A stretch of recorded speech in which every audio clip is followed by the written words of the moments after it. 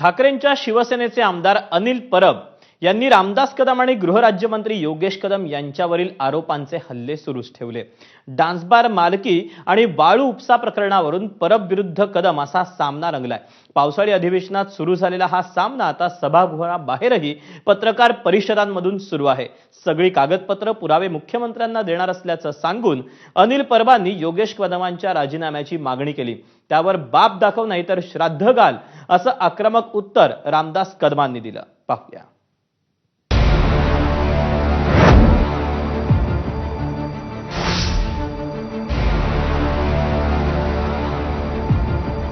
गेली अनेक दशकं एकाच एकाच नेत्यासाठी काम केलेले अनेक जुने नेते आणि अनेक कट्टर शिवसैनिक शिवसेना फुटीनंतर एकमेकांचे कट्टर विरोधक बनले।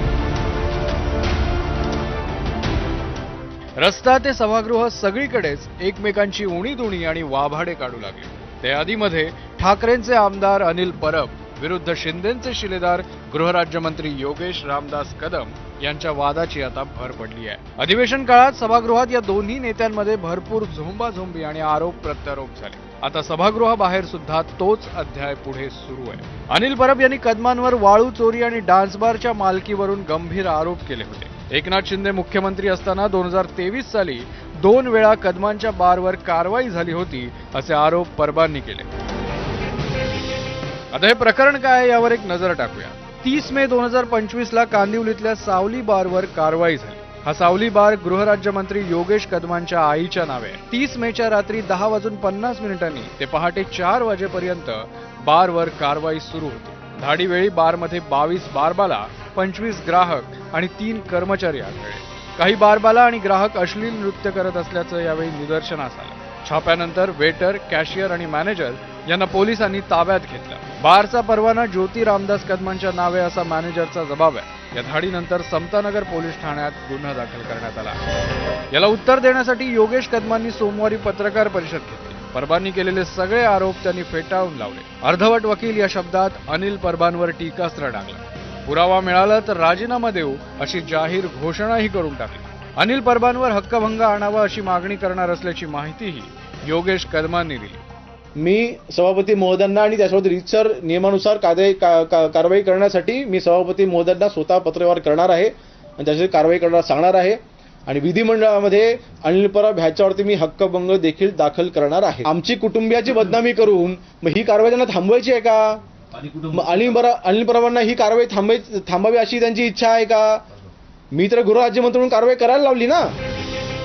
कदमांच्या पत्रकार परिषदेनंतर थेट आदित्य ठाकरेंनीच आव्हान स्वीकारलं तर अंजली दमानी यांपासून रोहित पवारांपर्यंत अनेकांनी डान्स बारच्या आरोपांकडे गांभीर्यानं लक्ष देण्याची गरज व्यक्त केली आहे।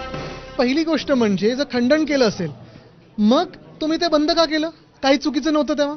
बरं, धाड पडली हे खरं होतं, सगळं काही आलं ते खरं होतं, तर मग हे सगळं जे होतं जर खोटं असेल तर ती जागा बंद करण्याची का वेळ आली? त्याच्यावर पडदा घालण्याची का वेळ आली? लाज वाटण्याची का वेळ आली? कारण हे तुमचंच होतं ना।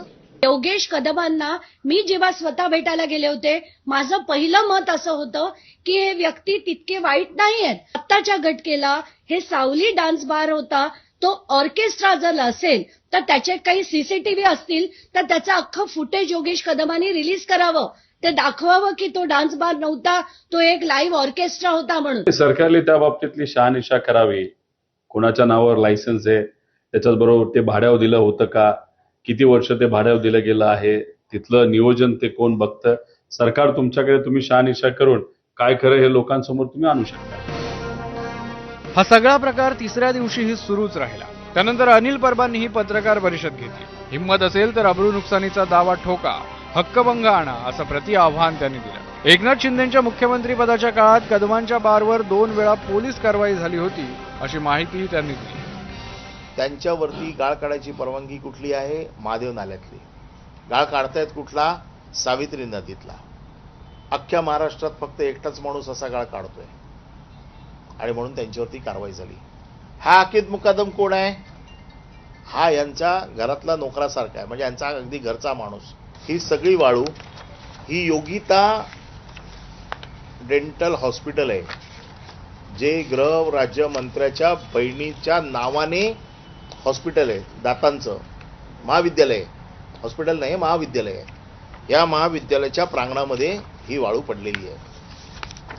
जर ही गाळू कोण घेऊन जात नाही तर ही वाळू तुमच्या प्रांगणात काय करते? तुम्ही ह्या वाळूचे ढिगारे स्वतःच्या कॉलेजमध्ये कशाला लावलेत? वाळू मिश्रित ही गाळ आहे, याच्यामध्ये ते तिथे चाळली जाते, वाळू वेगळी केली जाते, गाळ वेगळा केला जातो आणि यांचे चट्टे बट्टे ही वाळू नंतर घेऊन विकून टाकतात. अनिल परबांच्या आरोपांना उत्तर देण्यासाठी रामदास कदम मैदानात उतरले. त्यांनी खेडमध्ये पत्रकार परिषद घेत शिवसेना स्टाईल आक्रमण केलं आणि सगळे आरोप फेटाळून लावले. बाप दाखवा नाहीतर श्राद्ध घाला या शब्दात रामदास भाईंनी परबांना आव्हान दिले. महत्वाचं म्हणजे राज्यातले सगळे डान्स बार बंद करण्याची मोहीम सुरू करायला सांगणार अशी मोठी घोषणाही करून टाकली. आपण काय बोलतोय, कुणाचा राजीनामा मागतोय, काय आपल्या हातात आहे, सगळे नियम बघ ना. दादागिरी कसली भाषा होतीस कोणाकडे? आमच्याकडे. आणि म्हणून असल्या दादागिरीला भीक घालीत नाही. नियम मला चांगली माहिती आहेत. तुझ्यात हिंमत असेल तर राजीनामा घेऊन दाखव, माझं आव्हान तुला आहे. चल घेऊन दाखव. बाळासाहेबांच्या शिवसेनेतील जुन्या शिवसैनिकांमध्ये हा सामना रंगला. एकीकडे अनिल परब आहेत तर त्यांच्या मागे आदित्य आणि उद्धव ठाकरे हे पितापुत्र उभे आहेत, तर दुसरीकडे योगेश आणि रामदास कदम हे पितापुत्र आहेत आणि त्यांच्या मागे एकनाथ शिंदेंना उभं राहावं लागणार आहे. वैयक्तिक आरोप प्रत्यारोपाचा हा सामना आता कोणत्या बाजूने कळणार? नैतिकतेच्या मुद्द्यावरून राजीनाम्याचा दबाव वाढणार का? याकडे आपलं लक्ष असेल. ब्युरो रिपोर्ट, एबीपी माझा. आणि यानंतर आपण पुन्हा एकदा नजर टाकूया मुख्य बातम्यांवर हेडलाईन्समधून.